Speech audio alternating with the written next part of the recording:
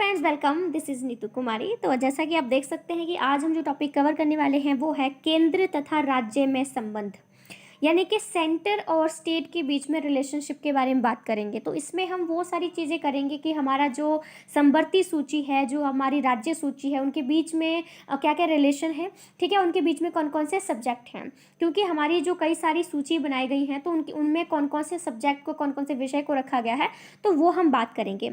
और एक तीर से दो निशाने वाला जैसा ये सीन है, क्योंकि ये जो टॉपिक है जिसमें हम बहुत सारी चीज़ों को, छोटी छोटी चीज़ें हैं जिनको डिस्कस करने वाले हैं, तो ये आपके कॉम्पिटेटिव एग्जाम में भी काम आएगा। ठीक है, याद रखिएगा।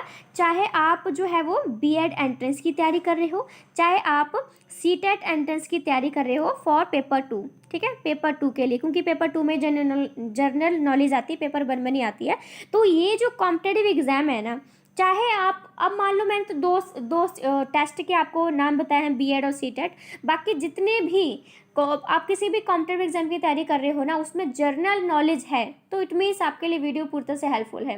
बाकी ये जो टॉपिक हम कवर करने वाले हैं ये बीए पॉलिटिकल साइंस का है, सेमेस्टर 3 का। ठीक है, तो ये सेमेस्टर 3 का टॉपिक है जिसको हम यहाँ पर आज डिस्कस करने वाले हैं। बाकी ये टॉपिक मैं आपको इसलिए बता रही हूँ कि आपको कॉम्पिटेटिव एग्जाम में भी तैयारी हो जाएगी, क्योंकि मोस्ट ऑफ बच्चे क्या करते हैं कि एमसीक्यू क्वेश्चंस वाली वीडियो को सुनना पसंद करते हैं, लेकिन अगर आप टॉपिक की जड़ तक पहुँच जाओगे, उस टॉपिक का चैप्टर ही पूरी तरह से पढ़ लोगे ना, तो आपको एमसीक्यू क्वेश्चन करने की जरूरत नहीं पड़ेगी, एक बार में सब चीज़ें लर्न हो जाती हैं। ठीक है, तो चलिए फिर स्टार्ट करते हैं हम लोग। सबसे पहले हम संघ सूची के बारे में बात करने वाले हैं, जिसको यूनियन लिस्ट भी कहते हैं। तो यूनियन लिस्ट में कुछ छोटी छोटी चीज़ें हैं जो हमें पता होनी चाहिए कि मौलिक संविधान के अनुसार संघीय सूची में 97 विषय रखे गए थे। यानी कि सबसे पहले की बात करें तो जो हमारा यूनियन लिस्ट है उसमें 97 विषय थे, सब्जेक्ट थे, जिनको इस लिस्ट में रखा गया था। लेकिन 1976 में संविधान में एक 42वां संशोधन किया गया था, जिसके बाद क्या किया कि राज्य सूची में से एक विषय निकाल कर संघीय सूची में शामिल कर दिया गया था, जिसके परिणाम स्वरूप इनकी जो हमारी संख्या थी वो 98 हो गई। अब कहने का मतलब क्या है, हमारा कहने का मतलब ये है कि जब संघीय सूची बनाई गई थी तो उसमें 97 विषय थे, लेकिन 1976 में एक 42वां संशोधन किया गया था, जिसके तहत राज्य सूची में एक विषय निकालकर संघीय सूची में जो है वो शामिल कर दिया गया। यानी कि राज्य सूची में जो टॉपिक रखे गए थे उसमें से एक विषय को निकालकर संघीय सूची में रख दिया गया। इस प्रकार से इसमें एक और सब्जेक्ट बढ़ गया और इस प्रकार से हमारे 97 विषय संघीय सूची में आते हैं। ठीक है, तो जिनमें जैसे हम बात करें, अब 97 सब्जेक्ट के नाम तो आपको नहीं याद होंगे ना कि 97 सारे याद कर लोगे, उनमें से कुछ छोटे छोटे नाम याद कर लो, जैसे कि अपना सिक्योरिटी है, पैसा है, विदेशी जो संबंध होते हैं हमारे, जो डाक तार है, टेलीफोन है, विदेशी जो व्यापार करते हैं, युद्ध शांति, ठीक है, बीमा योजनाएं, जहाज रानी, वायुसेना, नागरिकता, ठीक है, रेलवे है, रिजर्व बैंक आती हैं, परमाणु शक्ति है, विदेशी ऋण है। तो ये कुछ ऐसे टॉपिक हैं जिनके बारे में आपको पता होना चाहिए। ठीक है, ये जो हमारे टॉपिक हैं ये सारे हमारे किस में आते हैं, ये हमारे संघ सूची में आ जाते हैं। संघ सूची कहिए या फिर संघीय सूची कहिए, तो ये वे टॉपिक हैं जो हमारे संघीय सूची में शामिल हैं। यानी आपको सबसे पहले याद होना चाहिए कि 97 सबसे पहले इसमें विषय रखे गए थे, लेकिन 1976 में 42वां संशोधन किया गया, जिसके तहत इसमें राज्य सूची में से एक सब्जेक्ट निकालकर संघीय सूची में रख दिया गया, और इस प्रकार से हमारे संघीय सूची में अब 98 विषय हैं। उनके कुछ एग्जाम्पल भी यहाँ पे लिखे हुए देख सकते हैं। 1976 में 42वां संशोधन के अधीन एक नया विषय संघ की सशस्त्र शक्ति लगाना संघीय सूची में शामिल किया गया था। संघीय सूची में शामिल सभी विषय संघीय सरकार के अधीन हैं, यानी कि संघीय सूची में जितने भी टॉपिक शामिल हैं उन पर कानून बनाने का अधिकार जो है ना, वो सिर्फ हमारी सेंट्रल गवर्नमेंट के पास में है। किसके पास है? सेंट्रल गवर्नमेंट की ही उस पे उस विषय में जितने भी, उस लिस्ट में जितने भी विषय शामिल हैं उसमें हमारी संघीय सरकार ही नियम कानून बना सकती है, और किसी भी जैसे राज्य सूची है वो उसमें कोई भी नियम कानून नहीं बना सकती है।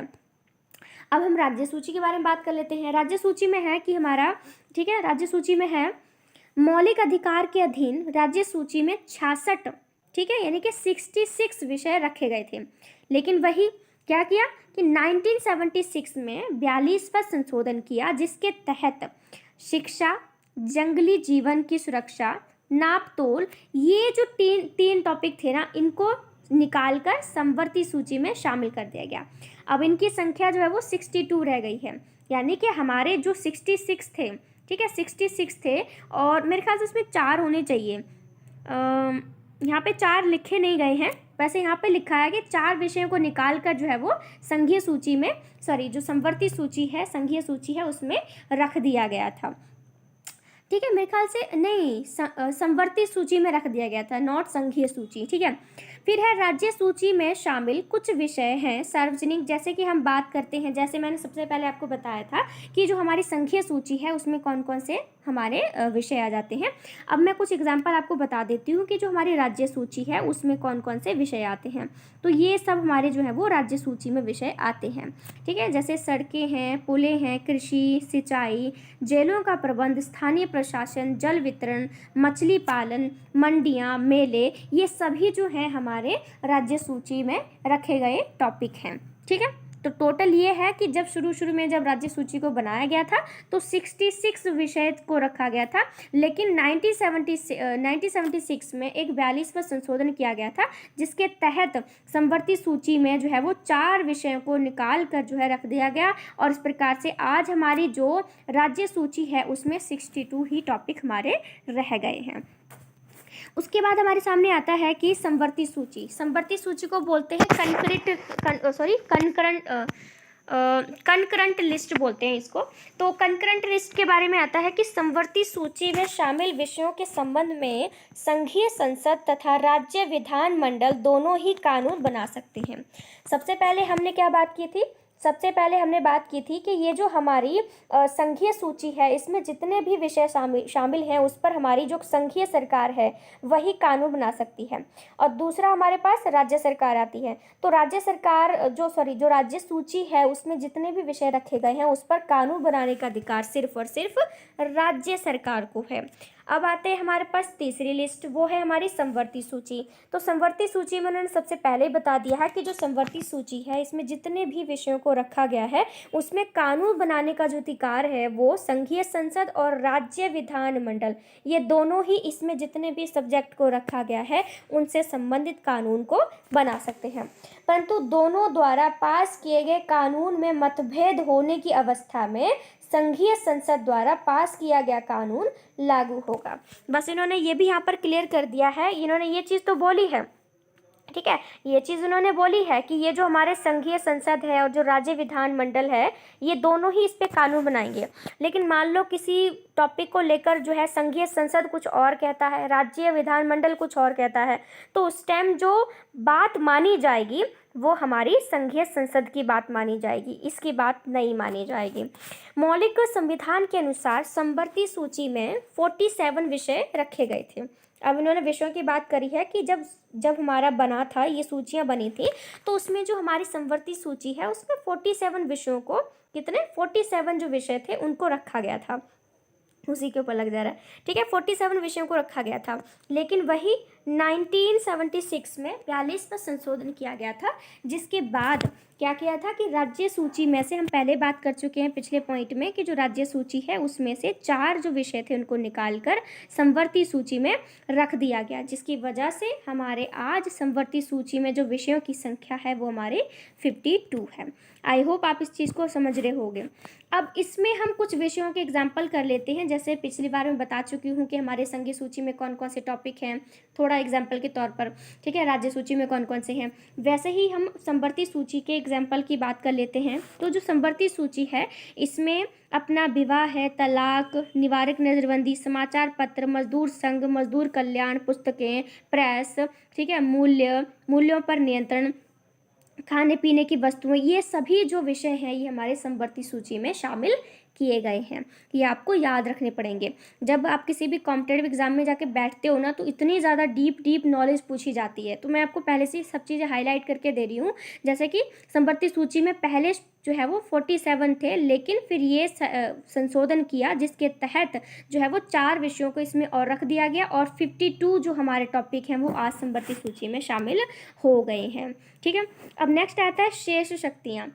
अब कुछ ऐसी शक्तियाँ भी होती हैं, कुछ ऐसे सब्जेक्ट भी होते हैं जिनको संघीय सूची में नहीं रखा जा सकता, राज्य सूची में नहीं रखा जा सकता, समवर्ती सूची में नहीं रखा जा सकता, तो उनको शेष जो पावर होती है उसमें रख दिया जाता है। तो यहाँ पर भी इन्होंने कहा है कि संविधान की धारा 248 के अनुसार के अनुसार व्यवस्था की गई है कि जो विषय पीछे लिखित 3 सूचियों में से किसी में शामिल नहीं हैं वे संघ के अधिकार में होंगे और इन विषयों के संबंध में संघीय संसद ही कानून बनाएगी। मैं आपको पहले फिर से दिखा देती हूँ, ठीक है, करके, कि संघीय सूची में जितने भी विषय होंगे उस पर हमारी संघीय सरकार कानून बनाएगी, राज्य सूची में जितने होंगे उस पर हमारी राज्य सरकार कानून बनाएगी, ठीक है। फिर आती है हमारी संवर्ती सूची। संवर्ती सूची में जितने भी विषय हैं उस पर कानून हमारी संघीय संसद और राज्य विधान मंडल बनाएंगे। अब शेष शक्तियों में लिख रखा है कि शेष शक्तियों में जितने भी विषय शामिल किए गए हैं उस पर सिर्फ और सिर्फ संघीय संसद ही कानून बना सकती है, ठीक है। ये चीज़ आपको यहाँ पर पता होनी चाहिए। पता नहीं है क्या क्या हो जाता है अपने हिसाब से। चलिए नेक्स्ट हमारे पास आता है संसद का राज्य सूची में शामिल विषयों के संबंध में कानून बनाने का अधिकार। अब मैं आपको पहले बता चुकी हूँ कि जो राज्य सूची है उसमें सिर्फ राज्य सरकार ही कानून बनाएगी, लेकिन यहाँ तो हेडिंग कुछ और है। यहाँ हेडिंग है कि संसद के द्वारा राज्य सूची में शामिल विषयों पर अधिकार, मतलब बनाने का अधिकार। अब ये क्या बीच में आ गया? अब इससे संबंधित भी कुछ चीज़ हमें देखनी पड़ेगी। पहली चीज़ तो ये है कि राज्यसभा के प्रस्ताव के आधार पर, ये इसमें ये हुआ था कि संविधान की धारा 249 के अधीन यदि राज्यसभा 2/3 बहुमत से प्राप्त पास कर दे कि राष्ट्रीय हितों के लिए यह आवश्यक है कि राज्य सूची में शामिल किसी विषय के संबंध में संसद ही कानून बनाएगी, तो संसद उस विषय के संबंध में कानून बना सकेगी। संसद द्वारा पास किया गया ऐसा कानून 1 वर्ष तक लागू रहेगा, परंतु राज्यसभा द्वारा प्रस्ताव पास करके यह अवधि 1 वर्ष के लिए बढ़ा सकती है। कहने का मतलब ये है कि अगर हमारे राज्य सूची में कुछ ऐसा विषय है जिस पर संसद को कानून बनाना है, वैसे तो राइट सिर्फ राज्य सरकार का है क्योंकि वो राज्य सूची में है, लेकिन संसद उस पर कोई कानून बनाना चाहती है एक ऐसे टॉपिक पर जो कि हमारे राज्य सूची में है, तो उस पर वो कानून बनाना चाहती है। तो ऐसा कब हो सकता है? ऐसा तब हो सकता है जब राज्यसभा में 2/3 बहुमत से ये कह दिया जाए कि चलो ठीक है कि ऐसे विषय पर संसद कानून बना सकती है जो राष्ट्र के हित के लिए होगा, तो फिर संसद बना सकती है, नहीं तो वो नहीं कर सकती है। और ऐसे टाइम पे जो भी कानून बनेगा, संसद ने जो भी किसी भी विषय पर कानून बनाया है वो 1 साल तक लागू रहेगा, और ज़रूरत पड़ने पर हमारी जो हमारी राज्यसभा है वो इसकी टाइमिंग भी बढ़ा सकती है। उसके बाद हमारे सामने आता है इसमें 2 या 2 से अधिक राज्य विधान मंडलों की प्रार्थना पर। अब ये कुछ तरीके दिए हैं कि अगर संसद राज्य सूची में शामिल विषयों पर कुछ कानून बनाना चाहती है तो वो कैसे कैसे कर सकती है। सबसे पहला तरीका तो हम पीछे करके हटे हैं कि अगर राज्यसभा 2/3 बहुमत से प्रस्ताव को पास कर देती है तो संसद कानून बना सकती है। दूसरा है 2 या 2 से अधिक राज्य विधान मंडल की प्रार्थना पर।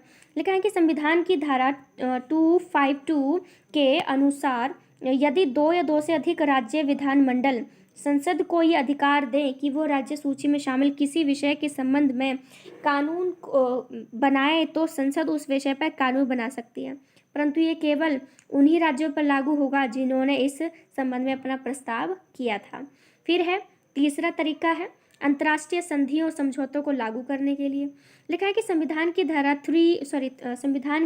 253 के अधीन अंतर्राष्ट्रीय समझौतों विदेशों के साथ की गई संधियों को ठीक प्रकार से लागू करने के लिए जो है संसद कानून बना सकती है।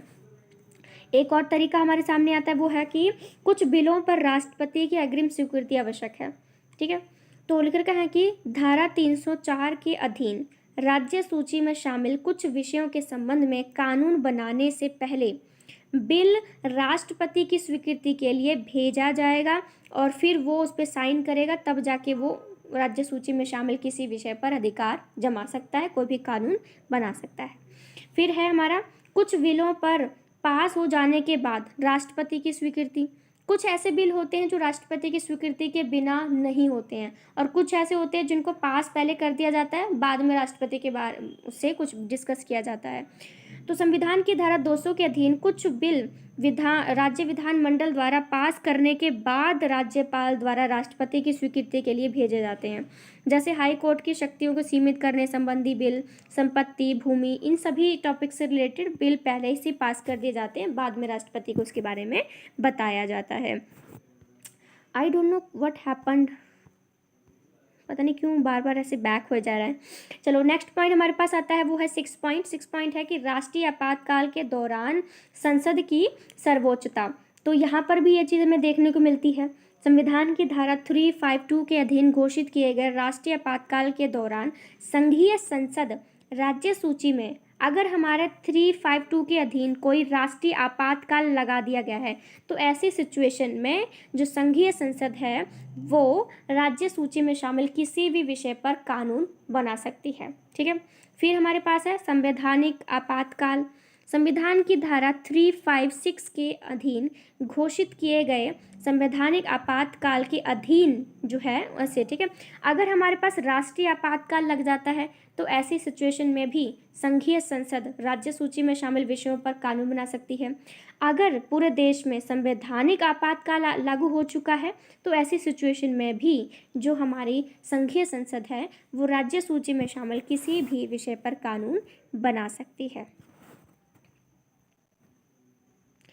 8वां भी इस तरह से भी कुछ पॉइंट दिया गया है कि समवर्ती सूची पर संघीय संसद की सर्वोच्चता। धारा 254 के अधीन व्यवस्था की गई है कि यदि समवर्ती सूची में शामिल किसी विषय के संबंध में संघीय सूची या राज्य विधानमंडल द्वारा पास किए गए कानून आपस में मेल नहीं खाते हैं तो उस टाइम भी संघीय संसद ही कानून बना सकती है। ये मैं पहले बता चुकी हूँ। फिर है शेष शक्तियाँ। ये पहले भी हम पॉइंट कर चुके हैं कि जितनी भी हमारी शेष पावर बचती हैं उस पर सारे अधिकार, कानून बनाने का जो राइट होता है वो हमारी संघीय संसद को ही जाता है। फिर है संघीय संसद की राज्य विधान परिषद को समाप्त करने की शक्ति। धारा 169 के अधीन संघीय संसद राज्य विधानसभा की सिफारिश पर विधान परिषद को समाप्त भी कर सकती है और पुनः स्थापित भी वो कर सकती है।